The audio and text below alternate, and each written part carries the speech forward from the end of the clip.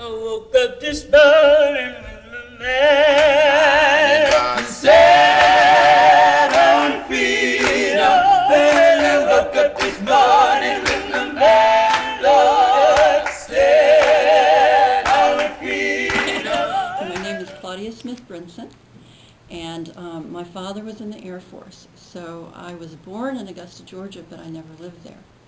I lived in 11 places in my first 18 years.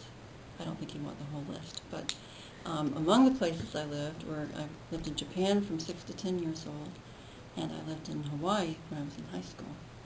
And the military was desegregated in 1949, so even though I'm old enough to have been to segregated schools, I didn't go to segregated schools. I went to schools on military base, and so I always went with a variety of children of different races and ethnicities. And Columbia has been slow, I think, to accumulate information. I taught a course at USC in what's called public history, where I worked with some students to get plaques. You know how you see the metal plaques on the side of the street? In the Waverly neighborhood. And Waverly's where Allen and Benedict colleges are. So you pass by that neighborhood probably all the time when you go down Hardin Street or Taylor Street. And Waverly was a real powerhouse for the civil rights movement. One of my other favorite people, Reverend Hinton, who was one of the first presidents of the NAACP in South Carolina, and very pivotal in a lot of the early strategic decisions. He lived in that neighborhood. It was a self-functioning neighborhood. The hospital was there for African Americans when there was segregation. Within the neighborhood, there were beauty shops and dress shops, and so many people would encourage their children not to leave the neighborhood because it wasn't safe to leave the neighborhood, so it was fully functioning.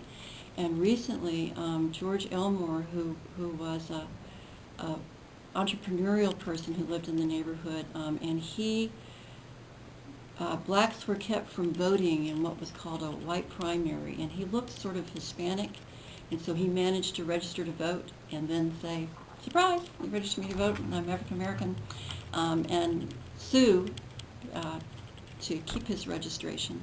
He had a home and a store in that neighborhood, and the church just recently knocked the store down. So there's still places that could be preserved in Columbia. And by the time I came to USC, it was desegregated. Although I do remember some tension and being puzzled. I didn't quite get it because that wasn't the environment I'd grown up in.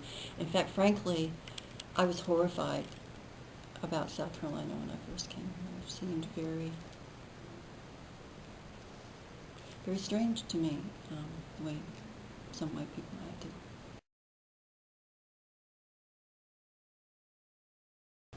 It horrified me, and it frightened me. It made me wonder what kind of country I lived in. I was very upset. I remember crying. Makes me, feel sad right now talking to you because I think, this sort of thing still happen. We remember people like Martin Luther King because they were national figures and they were killed in very public ways, in assassination. But there were people getting up every morning knowing something like this could happen. People like maybe your moms and dads. I woke up this morning with my mind